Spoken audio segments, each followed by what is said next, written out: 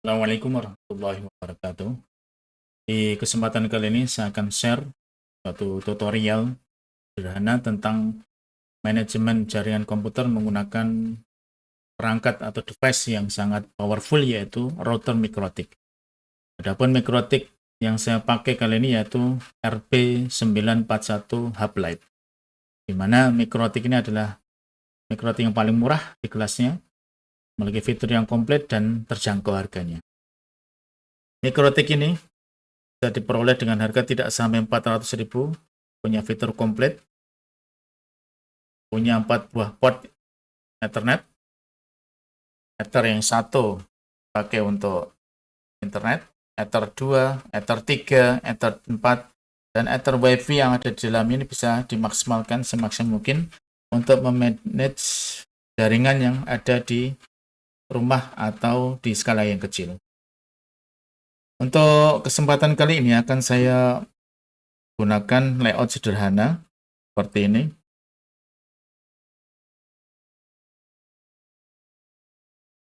Layout yang saya pakai sederhana sekali, yaitu ada suatu router RB941,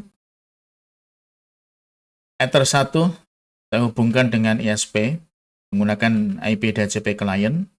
Kemudian Ether yang kedua saya hubungkan ke laptop atau komputer dengan IP 192.168.100.1/24. Kemudian Ether 3 dan 4 kosong, tidak dipakai. Kemudian di dalam ini ada Ether, yaitu Ether WLAN. Kita kasih IP 192.168.200.1/24. Nah, tujuan dari konfigurasi sederhana ini yaitu bagaimana caranya agar router mikrotik ini bisa men-share koneksi internet lewat Ether 2, lewat Ether WLAN, setelah dikoneksikan dengan ISP lewat Ether 1. Adapun untuk langkah-langkahnya, ada beberapa langkah sebelum kita masuk ke konfigurasi. Nah, kita siapkan alat dan bahannya. Kita pasti butuh mikrotiknya, RB941. Kemudian kita butuh adaptor, kemudian kita butuh satu kabel UTP Cat 6. Kita colokkan dengan adaptor. Pastikan lampu LED-nya menyala hijau. Pastikan lampu LED-nya menyala hijau. Kalau tidak menyala hijau, berarti ada yang trouble. Kemudian kita siapkan satu buah kabel UTP. Kita colokkan ke port 2. Port 2 kita colokkan menggunakan kabel UTP ke laptop kita atau komputer kita.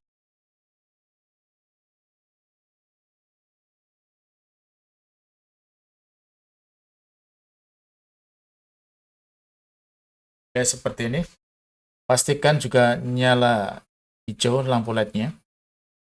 Kemudian untuk Ether 1 sesuai layout yang kita gambar, kita akan colokkan atau kita koneksikan port Ether 1 dengan kabel yang sudah terkoneksi dengan internet. Kita ambil kabel yang sudah terkonek dengan internet, kita colokkan ke Ether 1.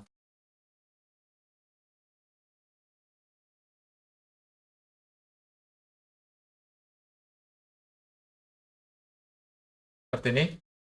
Sekali lagi, Ether 1 kita colokkan ke kabel internet. Kemudian Ether 2 kita colokkan ke komputer. Kemudian langkah berikutnya yaitu kita akan memanfaatkan suatu aplikasi yang sangat powerful yang bisa dipakai untuk memanage router board kita, yaitu Winbox. Kita buka aplikasi Winbox kita. Nah, di sini MAC address kita koneksikan. Mungkin pernah dipakai sama orang lain, ya kita. Langkah yang pertama yaitu kita melakukan soft reset. Kita melakukan soft reset dengan cara klik System Reset Configuration. Kita centang No Default dan Don't Backup. Kita klik Reset Configuration. Jadi sekali lagi, soft reset kita lakukan jika kita sudah tahu username dan password. Jika kita tidak tahu username dan password, bisa kita lakukan dengan hard reset, yaitu dengan menekan tombol fisik dari reset di body router board kita. Kita klik reset configuration dan yes. Kita tunggu sampai dia reset. Dia akan keluar. Kita klik cancel. Kita tunggu proses bootingnya. Kita lakukan refresh. Kita klik refresh lagi. Nah, berhasil.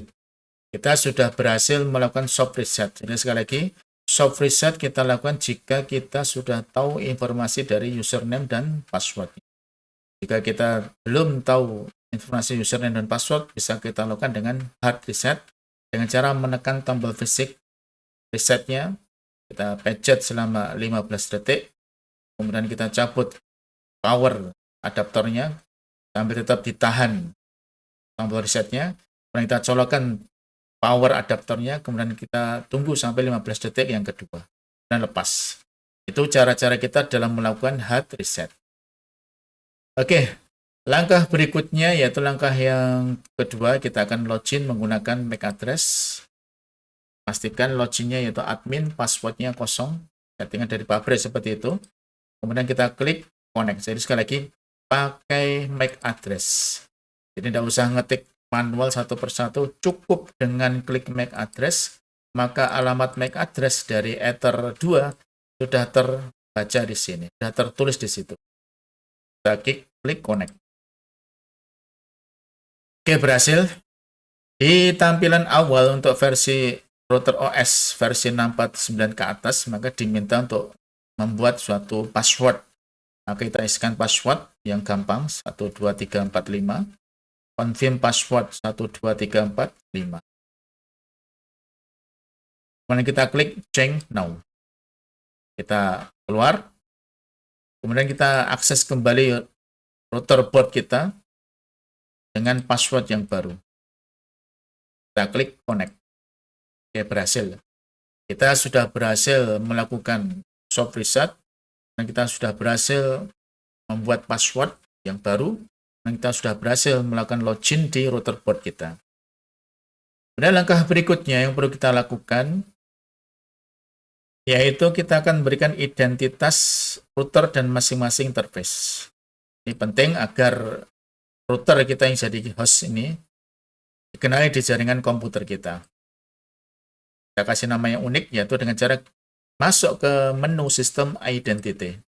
Sistem identity, kita kasih nama misalkan router Harry. Kita enter atau apply OK. Maka seketika itu juga nama router kita sudah berubah. Awalnya mikrotik berubah menjadi router Harry. Pun bisa kita pantau di new terminal. Nah, klik now. Nama hostname kita sudah berubah sesuai yang kita masukkan tadi. Nah. Kemudian langkah berikutnya yaitu kita akan berikan nama masing-masing interface sesuai gambar yang sudah kita buat. Kita merencanakan Ether 1 terhubung ke ISP, Ether 2 terhubung ke komputer atau laptop, Ether WLAN kita jadikan dia sebagai Wi-Fi.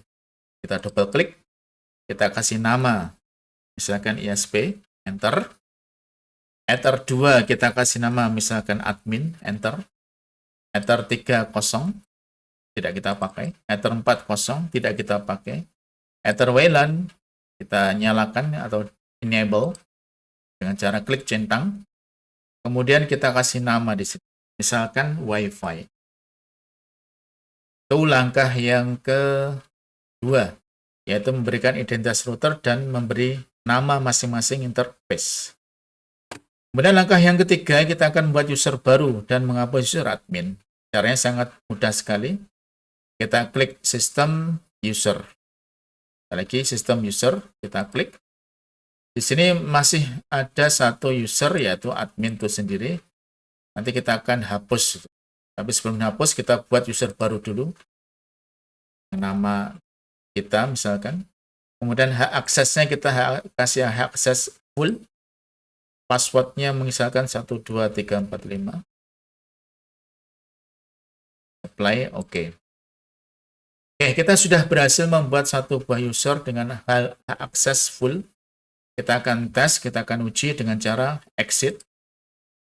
Kita akan masuk Winbox lagi, menggunakan user yang baru tadi. Jadi, dan kita klik connect. Oke. Disarankan sekali setelah kita berhasil login menggunakan user yang baru tadi, user yang lama yaitu admin disarankan dihapus. Kita hapus dengan cara klik remove atau tanda strip di atasnya. Oke, berhasil. Itu langkah-langkah kita dalam membuat user dan menghapus user admin. Kemudian langkah yang berikutnya yaitu kita akan mematikan service-service yang tidak diperlukan. Yaitu dengan cara masuk ke menu IP Services. IP Services. Kita akan mematikan service-service yang tidak dipakai yaitu FTP, SSH, Telnet, dan WWW. 4 buah service dengan port masing-masing kita matikan karena ini sebagai jalan masuk bagi hacker untuk memblokir atau mengunci router kita. Kita disable. Atau bisa kita lakukan dengan mengganti port kalau mau. Sehingga kita menyisakan tinggal 3 buah service dengan 3 buah port masing-masing yaitu API, API SSL, dan Winbox. Ini tidak kita matikan. Kalau kita matikan Winbox, maka kita tidak bisa mengakses Winbox. API tidak kita matikan karena kita pakai untuk nanti menginstal aplikasi pihak ketiga sebagai contoh yaitu Micmon. Itu langkah-langkah kita dalam mematikan service-service yang tidak diperlukan. Langkah yang berikutnya yaitu langkah yang kelima yaitu kita akan setting IP DHCP client agar router kita dapat IP dinamis dari router di atas kita. Dengan cara kita masuk ke menu IP DHCP client. Masih kosong, kita tambahkan dengan cara klik tambah. Kita juga buka IP address, akan kita pantau di sini. Kalau berhasil, nanti IP dinamis akan muncul di tab IP address di sini. Oke. Di IP DHCP client, kita tentukan interface yang sudah terkoneksi dengan internet, yaitu Ether 1. Dia statusnya masih stop, belum connect. Agar connect, kita lakukan apply, kita tunggu sampai dia bound. Kita klik apply. Oke, bound, berhasil.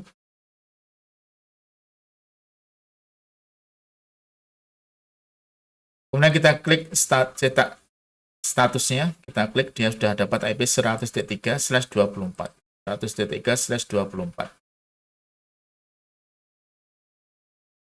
Oke, berhasil. Kita klik apply dan oke. Untuk memastikan apakah sudah terkoneksi internet atau belum router kita masuk ke new terminal. Kita lakukan ping Google. Ping google.com. Saya ulang. Ping google.com. Oke, berhasil. Router kita sudah terkonek internet. Ditandai dengan cara kita klik add time. Waktunya sudah terupdate. Kita juga bisa ngecek di sistem log.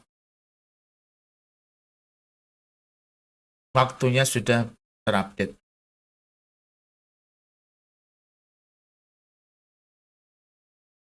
Oke, itu langkah kita dalam men-setting IP DHCP client. Kemudian langkah berikutnya yaitu kita akan memberi IP address ke masing-masing interface. Perlu diketahui di sini karena netbox ESP saya menggunakan netbox 100.0, maka ada sedikit ralat untuk Ether 2 akan saya modif sedikit, yaitu 101.1/24. Saya modif sedikit.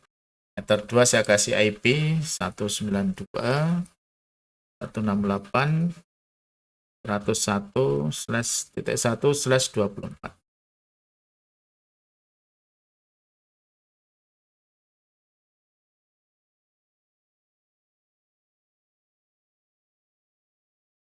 Ini tidak saya pakai, ya tidak crash. Kita mulai dengan cara masuk ke IP address. Kita kasih IP untuk Ether 2. 192.168.101.1/24. Kita klik apply.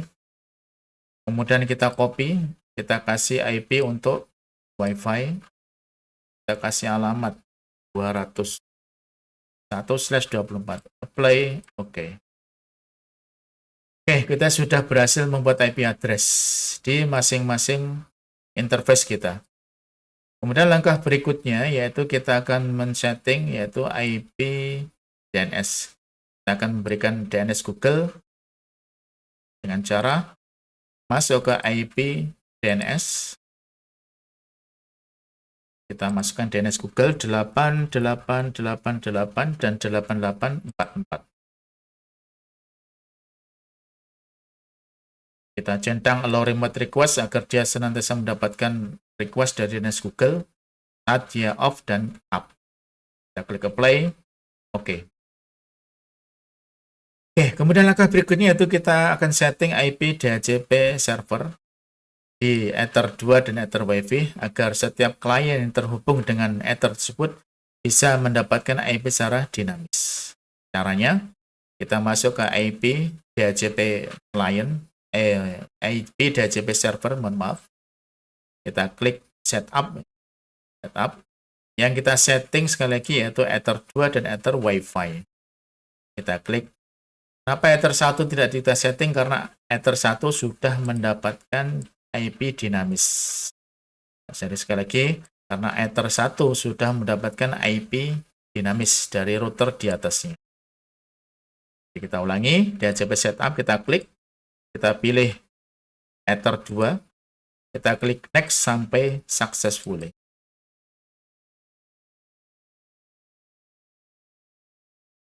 Oke. Dengan cara yang sama kita lakukan untuk Ether Wi-Fi.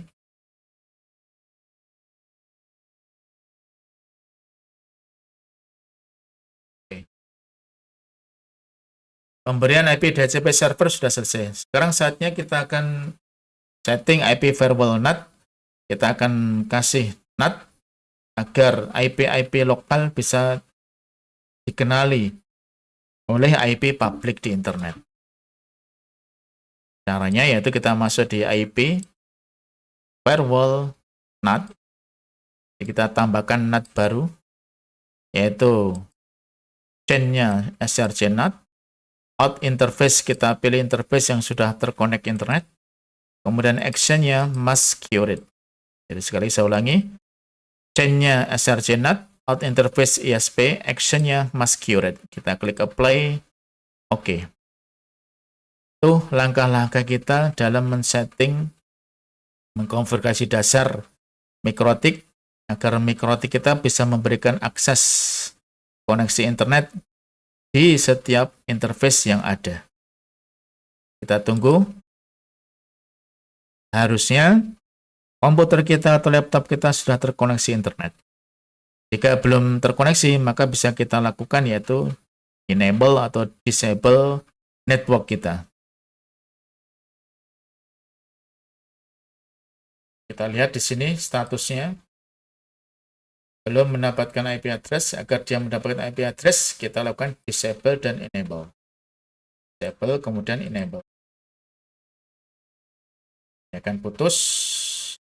Kita pantau di sini.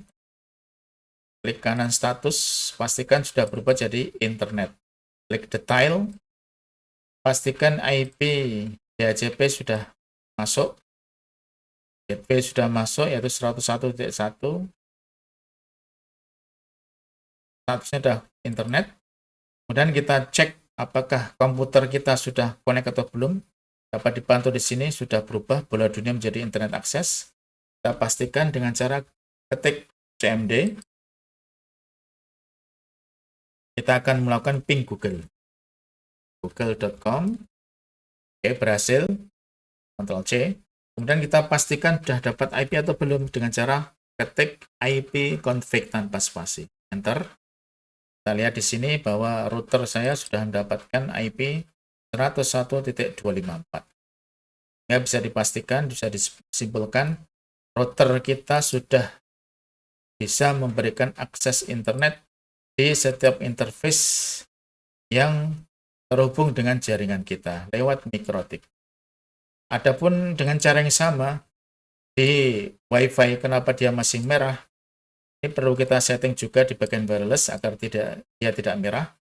Dengan cara klik masuk wireless, kita double klik, kita akan setting. Karena kita mau kita setting sebagai pemancar, maka kita pilih dia sebagai AP bridge. Kemudian band kita pilih BGN. Channel width biarkan 20. Frekuensi kita buat tetap dengan menggunakan rumus plus minus 5. Kalau di ruangan kita menggunakan channel pertama 2412, maka ruangan sebelah kita harus selisih 5, yaitu 2417 dan seterusnya, agar tidak terjadi tabrakan frekuensi. Kita isi acak misalkan frekuensi 6. Nama mikrotik kita misalkan Harry. Country Indonesia. Kita klik apply. Ya, sudah running app. Kita akan pastikan apakah wireless kita sudah bisa connect atau belum.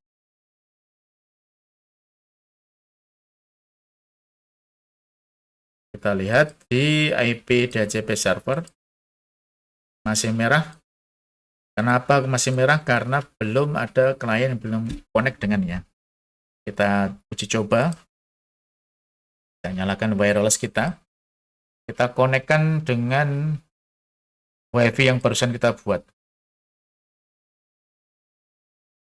Oke, dia sudah hitam. Artinya atau tandanya dia sudah connect internet. Kita cek, kita pastikan apakah benar ada perangkat yang connect dengan dia. Kita masuk ke lists. Oke, berhasil. Ada satu perangkat yang connect menggunakan jaringan WiFi kita, yaitu 200.254. Yaitu laptop saya sendiri. Kemudian kita pastikan saya akan melakukan ping Google di laptop saya. Connect. Dan saya akan ngecek IP config-nya. Pastikan dapat IP 200 titik. Oke, berhasil. WiFi saya, komputer saya, laptop saya mendapatkan koneksi lewat jalur WiFi dengan IP address 200.254. 254. Sesuai settingan yang kita buat di awal tadi. 200.254. Sama. Demikian pemanfaatan atau konfigurasi mikrotik untuk menghandle jaringan kecil, levelnya Soho, Simple Office, Home Office. Semoga tutorial yang saya buat ini bermanfaat bagi semuanya. Terima kasih. Assalamualaikum warahmatullahi wabarakatuh.